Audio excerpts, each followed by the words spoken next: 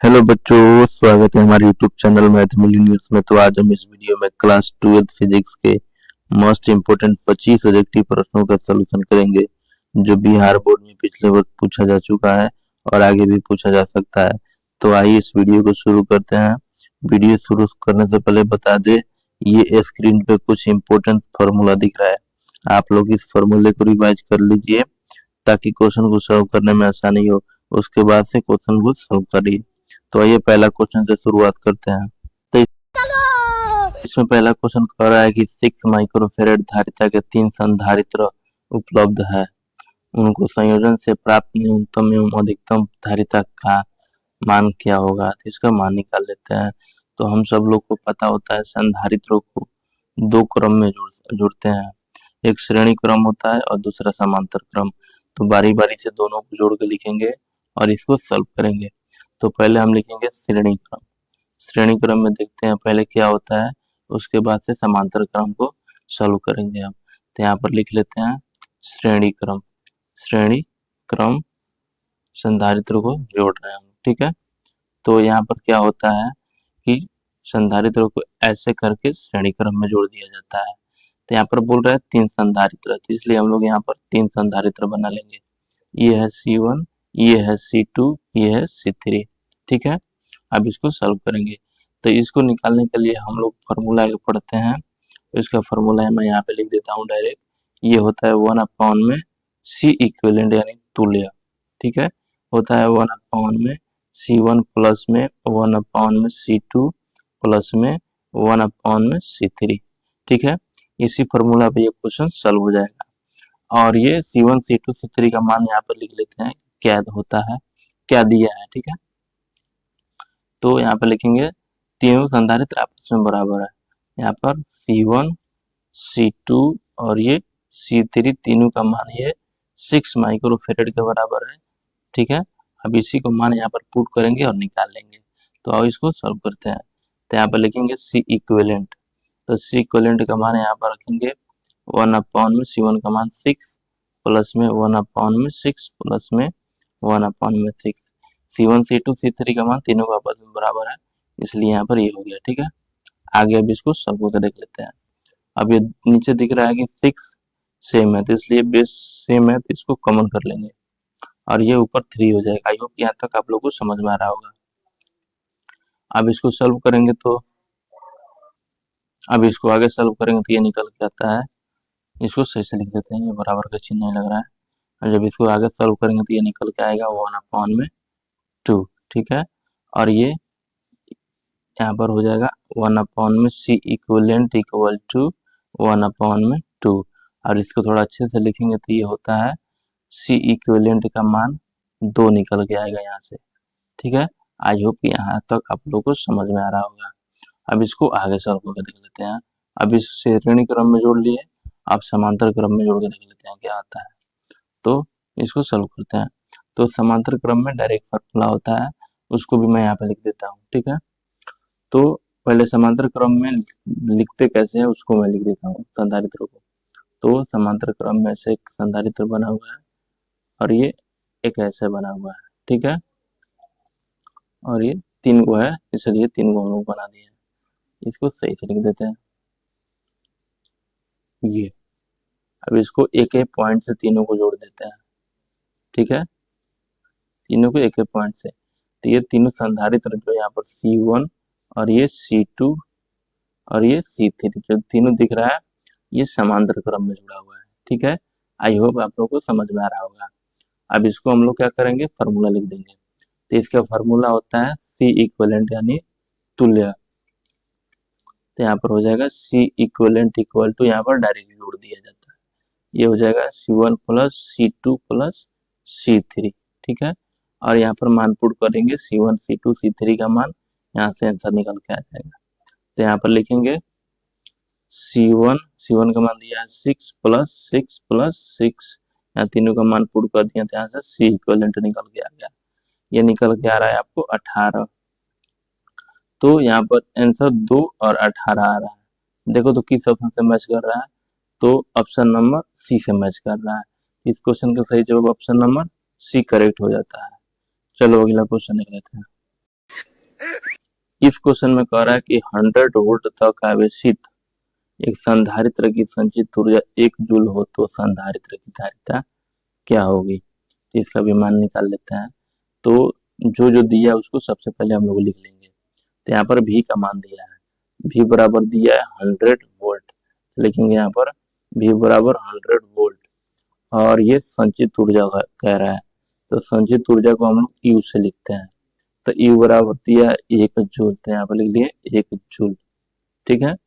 और ये कह रहा है कि संधारित्र की धारिता निकालना है, तो यहाँ पर C का मान निकालना है, ठीक है।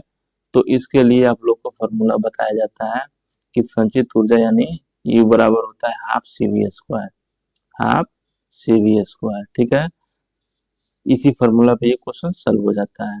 जो जो मान यहाँ पर दिया है उसको यहाँ पर पुट करेंगे। तो U का मान दिया है 1, तो यहाँ पर 1 रखेंगे, और ये 1/2 पहले से है उसको रहने दो, और ये C तो निकालना ही है, और V का मान दिया है 100, और इसका बोल रहा है स्क्वायर, तो इसका स्क्वायर हो जाएगा 100 का स्क्वायर यानी 100 मल्टीप्लाई 100, ठीक है। और ये आप लोग को दिख रहा होगा 2, ये डिवाइड में है, 2 पर इधर ये बराबर की साइड आएगा तो ये मल्टीप्लाई में हो जाता है, तो ये हो जाएगा 2 मल्टीप्लाई 1, और ये बराबर में हो जाता है C मल्टीप्लाई 100, और ये 100 में 100 से मल्टीप्लाई करते हैं तो ये 10,000 आता है, यानी 10 के घात 4 जीरो होता है। तो इसको हम लोग लिख लेंगे 2, और ये दोनों तो ये गुणा में है, बराबर की साइड आता है तो ये क्या हो जाता है, ये डिवाइड में चला जाता है। तो यहाँ पर हो जाएगा 10 टू के पावर यहाँ पर 4 लिख दिया है, और ये C है। और इसको थोड़ा अच्छे से और सजा कर लिखेंगे तो ये 10 टू के पावर 4 ये ऊपर चला जाएगा, तो ये हो जाएगा 2 मल्टीप्लाई 10 टू के पावर 4, वो भी माइनस के साथ, ये नीचे एच दिख रहा है तो माइनस हो गया है, ठीक है।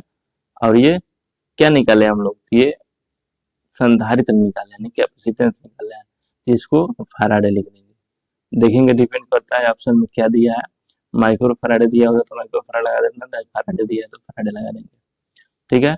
तो इस किस ऑप्शन से मैच कर रहा है, तो ऑप्शन नंबर बी से मैच कर रहा है। तो इस क्वेश्चन का सही जवाब ऑप्शन नंबर बी हो जाता है। चलो अगला क्वेश्चन देख लेते हैं। इस क्वेश्चन में कह रहा है कि प्रभावी धारिता 5 माइक्रोफेरेड को प्राप्त करने के लिए सिर्फ 2 माइक्रोफेरेड के कम से कम कितने संधारित्र की आवश्यकता होगी। तो इसको सॉल्व कर लेते हैं। तो ये क्वेश्चन बहुत ही ज्यादा इंपॉर्टेंट क्वेश्चन है, इसको सॉल्व करते हैं। इसको सबको करना है, कोई भी इस क्वेश्चन को छोड़ेगा नहीं, अच्छे से इसको 2 बार 3 बार जितने बार में लगे समझ में आए, इस क्वेश्चन को अच्छे से सॉल्व कर लेना। तो अब इसको सॉल्व करते हैं।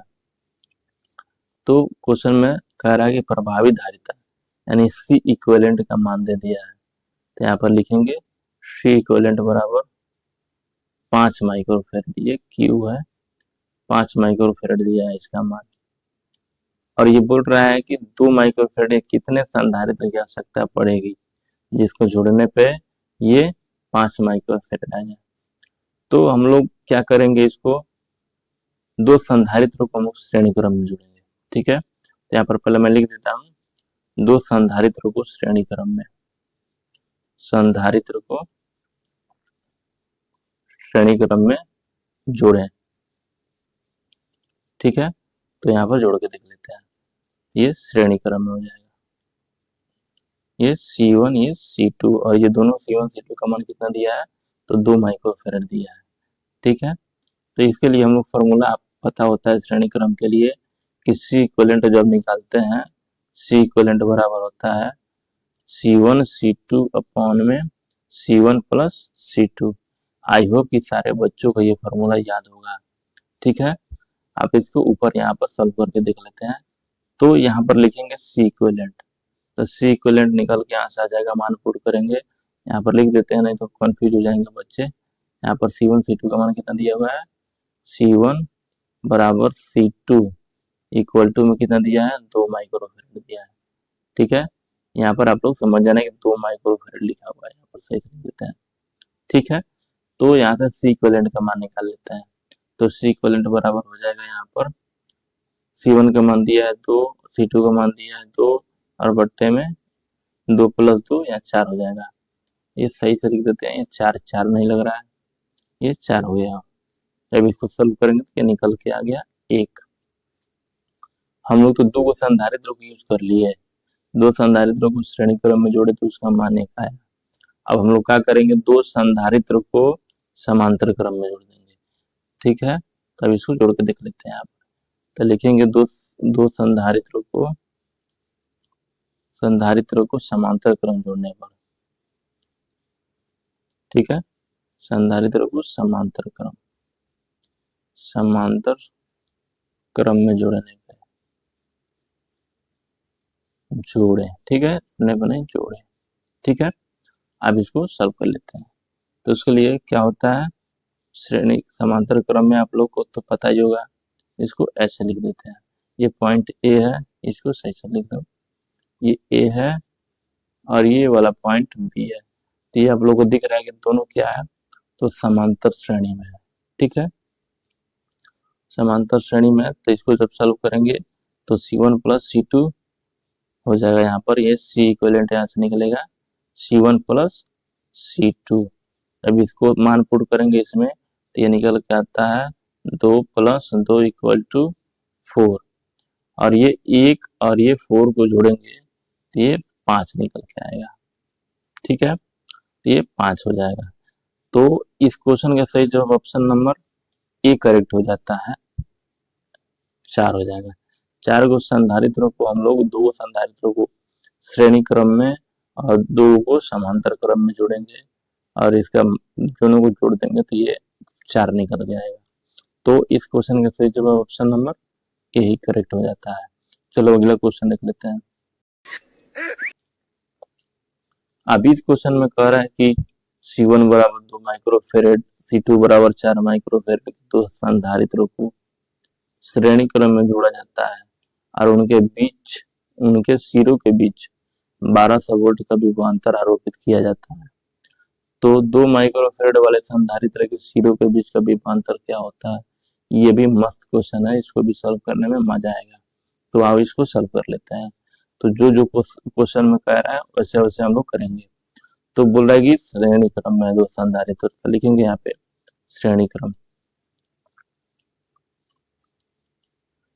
क्रम में बोल रहा है कि 2 संधारित्र है और इनके बीच एक बैटरी लगा हुआ है जिसका विभवांतर कितना है, तो 1200 वोल्ट। ये 1200 वोल्ट का बैटरी लगा हुआ है और इसको C1 है ये मान लेते हैं और ये C2 है। सही से बन जाए भाई, ये C2 है, इसको सही से लिख लेते हैं। ये C2 है और ये C1 है, C1 भी सही से बन जा, ये C2 और ये C1। आई होप कि आप लोग को समझ में आ रहा होगा, ठीक है। तो आगे अब इसको सॉल्व करते हैं। तो यहाँ से हम लोग क्या करेंगे, C इक्विवेलेंट का मान पहले निकालेंगे, ठीक है, उसके बाद से क्वेश्चन को सॉल्व करेंगे। तो यहाँ से निकालेंगे, लिखेंगे C इक्विवेलेंट कितना होता है, श्रेणी क्रम में लगा हुआ है तो श्रेणी क्रम के लिए होता है C1 C2 अपॉन में C1 प्लस C2, और यहाँ से इसको सॉल्व करेंगे तो ये निकल के आता है C1 का मान कितना दिया हुआ है 2 और C2 का मान दिया है 4 और बट्टे में हो जाएगा 2 प्लस 4। अब इसको जब आगे सॉल्व करेंगे तो ये निकल के आता है C इक्विवेलेंट का मान 8 बट्टे में ये हो जाता है 6। अब इसको काट फाट करेंगे तो ये होता है 4 बट्टे में 3। तो यहाँ से C इक्विवेलेंट का मान आ गया 4 बट्टे 3। अब कह रहा है यहाँ पर C तो निकल गया, V भी निकल गया। अब ये बोल रहा है कि C1 जो है उसके बीच का विभवांतर क्या होता है। तो इसको सॉल्व करने के लिए हम लोग क्या करेंगे, इन दोनों संधारित्रों के बीच का हम लोग आवेश निकालेंगे। आवेश इसलिए निकालेंगे कि दोनों संधारित्र श्रेणी क्रम में जुड़ा हुआ है और श्रेणी क्रम में जुड़ा होता है तो यहाँ पर आवेश समान रहता है, ठीक है। अब इसी पे इसको सॉल्व कर लेते हैं। तो आवेश समान रहता है, आवेश जब निकल जाएगा तो विभवांतर भी हम लोग आसानी से निकाल लेंगे। इसलिए हम लोग क्या कर रहे हैं, आवेश को पहले निकालने की कोशिश करेंगे। तो यहाँ से आवेश निकाल लेते हैं पहले, तो इसको आगे लिखेंगे। तो आवेश का फॉर्मूला निकालने के लिए लिखेंगे C बराबर होता है Q अपॉन में V, ठीक है। Q तो यहाँ पर निकालना है, V भी दिया हुआ है और C भी दिया है, तो सी का मान यहाँ पर दिया 4/3, 4/3 और क्यू तो निकालना है हमें, और भी दे दिया है 1200 वोल्ट। ठीक है, जब क्यू का मान निकालेंगे तो ये हो जाता है 1200 मल्टीप्लाई 4 और बट्टे में हो जाता है 3, और 3 से ये 1200 कटेगा तो 400 बार में कटेगा। आई होप कि आप लोग यहाँ तक समझ में आ रहा होगा। तो यहाँ पर क्यू का मान निकल के आ गया 400 मल्टीप्लाई 4 इक्वल टू 1600। ठीक, यहाँ पर 1600 निकल के आ गया। अब यहाँ पर आवेश निकल गया, वोल्टेज तो दिया हुआ है। ठीक है, अब इसका क्यू क्यू भी दे दिया, अब इसका मान निकाल लेते हैं। तो अब फिर दोबारा लिखेंगे C1 बराबर होता है Q अपॉन में V1। Q तो दोनों का सेम है, इसलिए यहाँ पर Q को Q ही रहने दिया है। ठीक है, तो यहाँ पर मान पुट करेंगे तो C1 का मान कितना दिया हुआ है 2 माइक्रोफेरेड। ठीक, और ये कह रहा है Q कितना दिया है तो 1600 दिया है, 1600 नहीं दिया है, 1600 कूलाम दिया है। और ये हो जाएगा, नीचे हो जाता है आपका कितना हो जाएगा V1 तो हमें निकालना है। ठीक है, और इसको मैं यहाँ पर ऊपर लिख रहा हूँ। ठीक है, तो ये हो जाएगा V1 बराबर, और ये 2 नीचे चला जाएगा, V1 ऊपर चला आएगा, तो ये हो जाएगा 1600 बट्टे में 2। जब इसको सॉल्व करेंगे तो ये काट फाट करने पे आता है 800, यानी V1 का मान निकल के यहाँ पर आएगा 800। ठीक है, 800 वोल्ट इसके C1 के बीच विभवांतर होगा। तो देखो तो किस ऑप्शन से मैच कर रहा है, इसमें तो ऑप्शन ही कट गया है। ठीक है, कोई बात नहीं, इस क्वेश्चन का सही जवाब 8 सही होगा। ठीक है, चलो अगला क्वेश्चन देख लेते हैं। इस क्वेश्चन में कह रहा है कि 64 समरूप बूंदे जिनमें प्रत्येक की धारिता 5 माइक्रोफेरेड है मिलकर एक बड़े बूंद बनाती है, तो बड़े बूंद की धारिता क्या होगा। तो इसको भी सॉल्व करते हैं। तो ये बड़े बूंद, ये आप पानी के बूंद जैसे मान सकते हो। ठीक है, कि पानी के छोटे छोटे बूंदे मिलके, छोटे छोटे बूंदे मिलके एक बड़े पानी के बूंद का निर्माण करते हैं। ठीक है, बड़े पानी का बूंद का निर्माण करते हैं। ठीक है, तो ये छोटे छोटे गोले का आयतन होता है, और उस आयतन का फॉर्मूला होता है 4/3 पाई आर क्यूब। इसके लिए आर त्रिज्या स्मॉल मान लिए हैं। ठीक है, और इसके लिए त्रिज्या कैपिटल आर है, और इसका लिए हो जाता है 4/3 पाई आर क्यूब, यहाँ पर कैपिटल आर क्यूब हो जाएगा। ठीक है, तो ये कह रहा है कि 64 समरूप बूंदे हैं, यहाँ पर तो एक ही बूंद का आयतन होता है 4/3 पाई आर क्यूब, यहाँ पर 64 को बूंदे हैं, तो यहाँ पर क्या कर देंगे 64 से मल्टीप्लाई कर देंगे, तो यहाँ पर लिखेंगे 64 इंटू 4/3 पाई आर क्यूब। ठीक है, और इसको सॉल्व कर लेंगे। तो आप लोग यहाँ पर तो दिख रहा होगा कि ये 4/3 इंटू पाई दोनों में कॉमन है, तो इसको दोनों को काट देंगे। इधर बच जाएगा 64 इंटू आर क्यूब, और इधर बच जाता है आर क्यूब। ठीक है,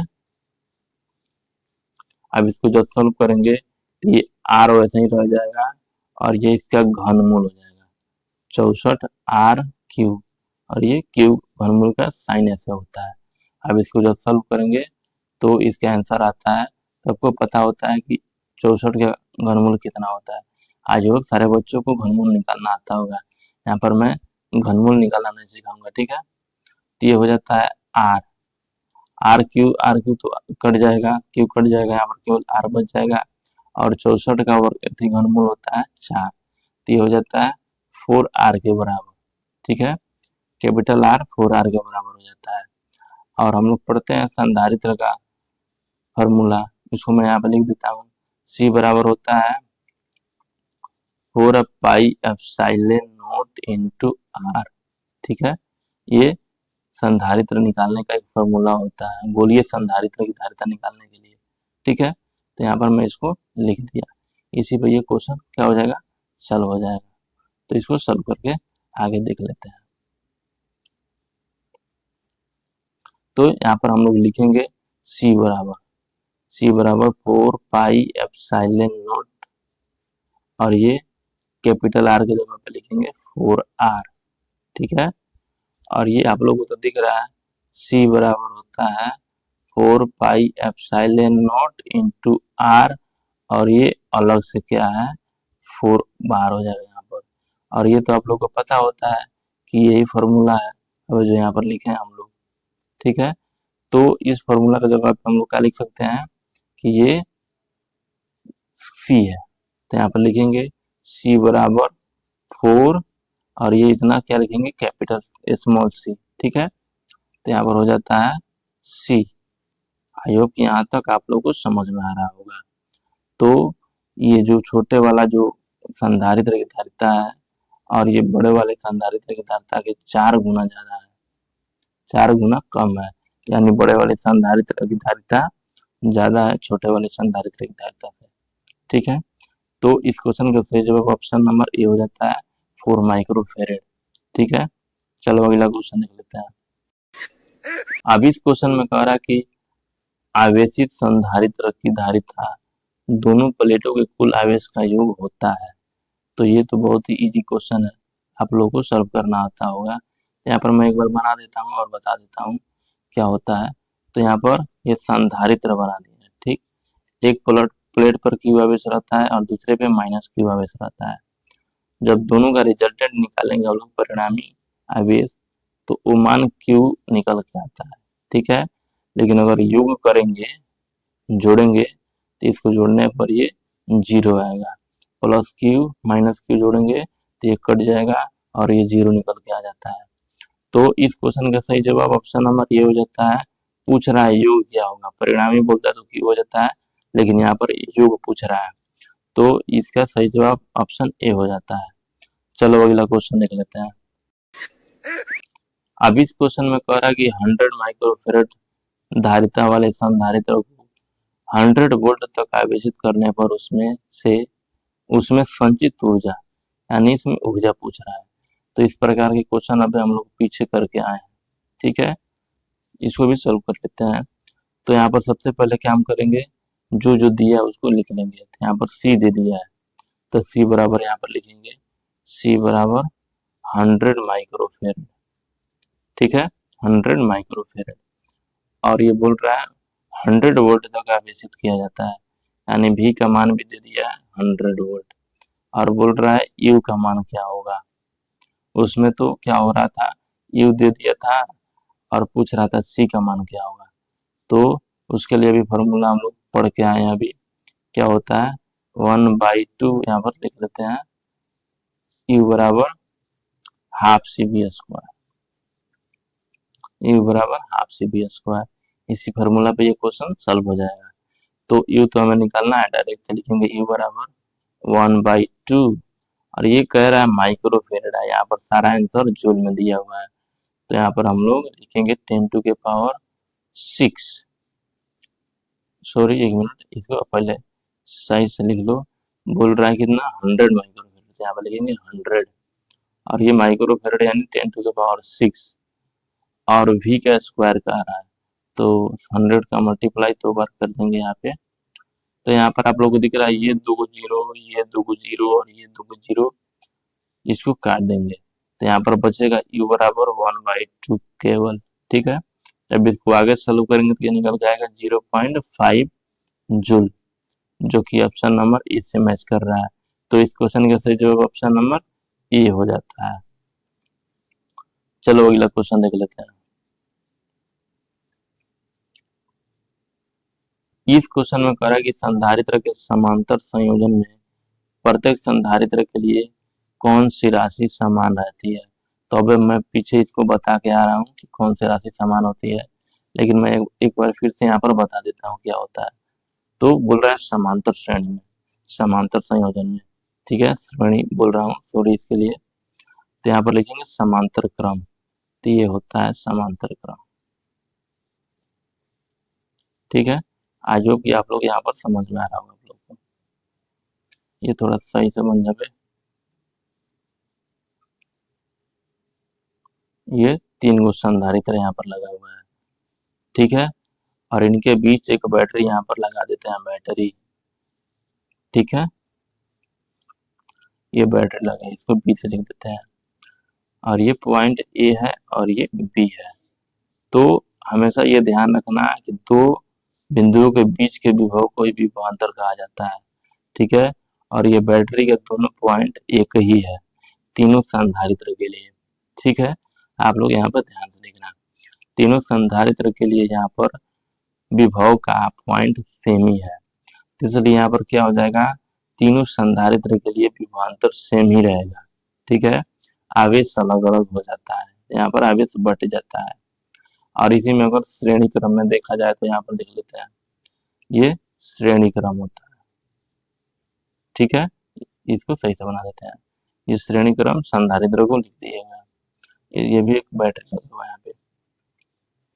तो श्रेणी क्रम में आप लोग को दिख रहा है कि यहाँ पर करंट प्रवाहित हो रहा है, तो करंट प्रवाहित होगा तो यहाँ पर कहीं तार कटा हुआ नहीं है, सीधे निकल जा रहा है, कहीं तार दूसरा कोई तार यहाँ पर नहीं जोड़ा गया है, तो यहाँ पर क्या हो जाएगा, आई यहाँ पर नहीं बढ़ रहा है, यानी करंट यहाँ पर नहीं बढ़ रहा है। आई बराबर होता है क्यू अपॉन में टी, जब आई चेंज नहीं होगा तो क्यू भी कांस्टेंट होगा। ठीक है, तो यहाँ पर आवेश सेम रहता है। तो अगर आप लोग से पूछ देगा कि श्रेणी क्रम में कौन सी राशि समान रहती है, तो श्रेणी क्रम में आवेश समान रहता है और समांतर क्रम में विभवांतर समान रहता है। आप लोग इसे याद रखना। ठीक है, तो इस क्वेश्चन का सही जवाब ऑप्शन नंबर सी हो जाता है, समांतर क्रम में विभवांतर समान रहता है। चलो अगला क्वेश्चन देख लेते हैं। इस क्वेश्चन में कह रहा है कि किसी संधारित्र की धारिता निर्भर नहीं करती है, तो इसको संपर्क देख लेते हैं। तो संधारित्र को निकालने के लिए दो फार्मूला होता है, एक होता है सी बराबर क्यू अपॉन में भी, यहाँ पर लिख देते हैं उसको, सी बराबर होता है क्यू अपॉन में भी। एक होता है समांतर प्लेट संधारित्र के लिए, जो होता है सी बराबर एप्सिलॉन नॉट ए अपॉन में डी। ठीक है, तो आप लोग यहाँ पर दिख रहा है कि एक संधारित्र के लिए क्यू अपॉन में भी दिया है, आई के लिए यहाँ पर एप्सिलॉन नॉट इंटू ए अपॉन में डी दिया है। तो आप लोग को लग रहा होगा कि यहाँ पर क्यू बढ़ाएंगे तो यहाँ पर सी का मान बढ़ेगा, लेकिन ऐसा बिल्कुल नहीं होता है। आप लोग ध्यान से देखना, यहाँ पे ये चकमा खाने के लिए क्वेश्चन दिया गया आप लोग को, ये क्यू पे बिल्कुल डिपेंड ही नहीं करता है और ना ही भी पे। ठीक है, और यहाँ पर देखा जाए तो सी बराबर epsilon not a into epsilon naught into A upon में डी दिया है, तो यहाँ पर ये ए और डी पे डिपेंड करता है। ठीक है, ए को बढ़ाया जाएगा तो संधारित्र का मान बढ़ेगा, डी को घटाया जाएगा तो संधारित्र का मान क्या हो जाता है, तब भी बढ़ जाता है। इसको सही से लिख देते हैं, यहाँ बढ़ जाता है, क्योंकि ये इनवर्सली प्रोपोर्शनल है। आई होप यहाँ तक आप लोगों को समझ में आ रहा होगा। तो ये क्वेश्चन का सही जवाब ऑप्शन नंबर सी हो जाता है। कह रहा है कि किस पे डिपेंड नहीं करता है, तो आवेश पे ये बिल्कुल डिपेंड नहीं करता है।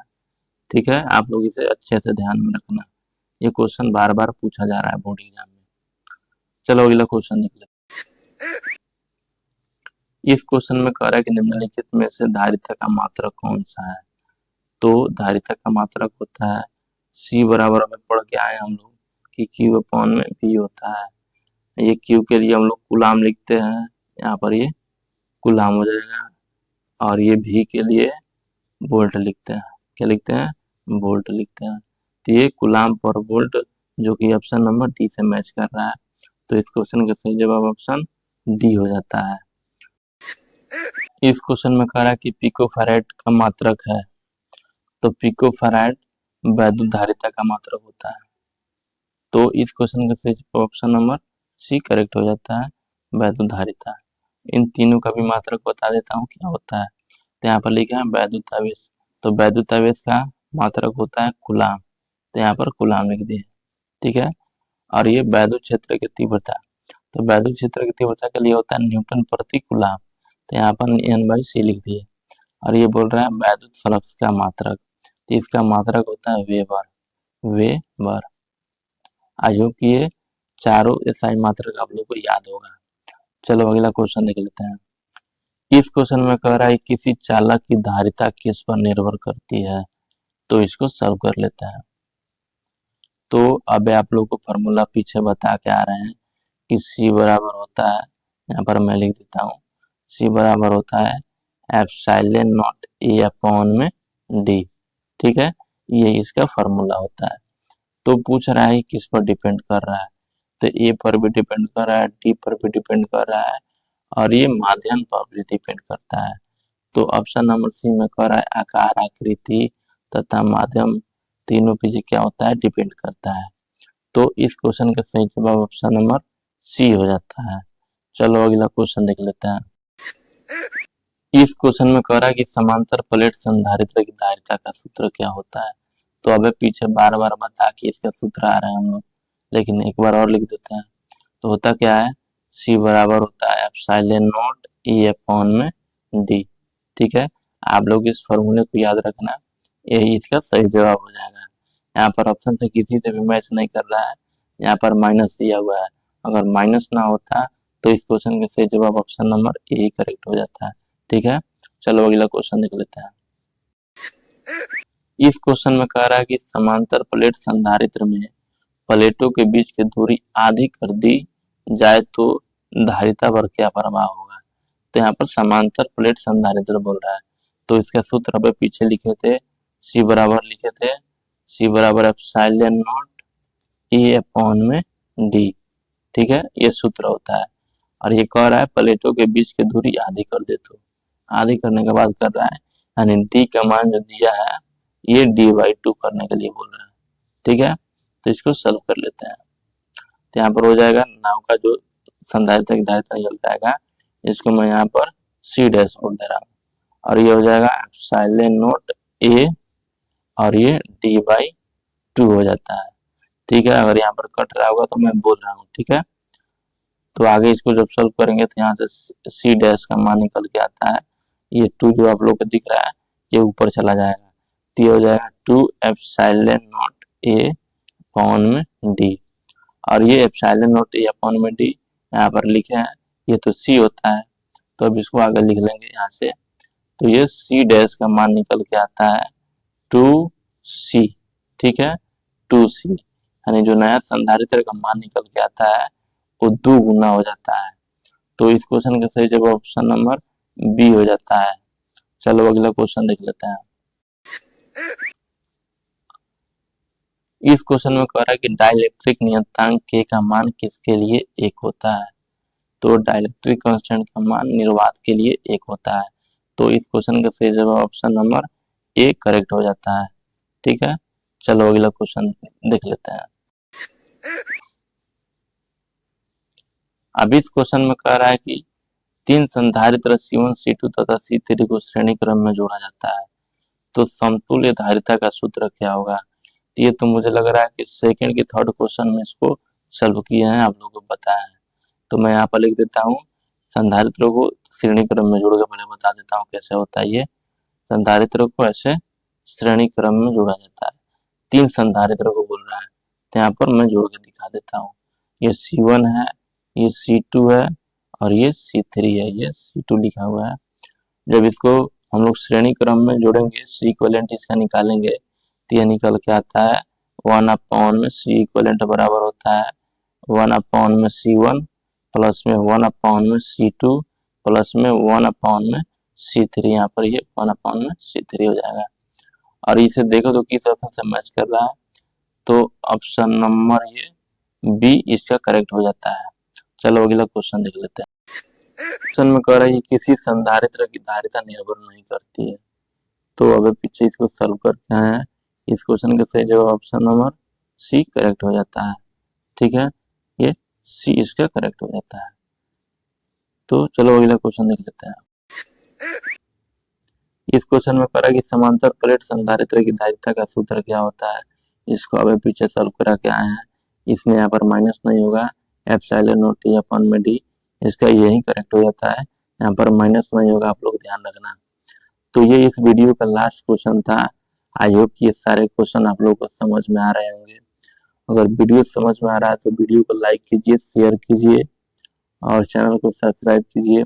तब तक के लिए चलते हैं, नेक्स्ट वीडियो मिलेंगे। जय हिंद, वंदे मातरम।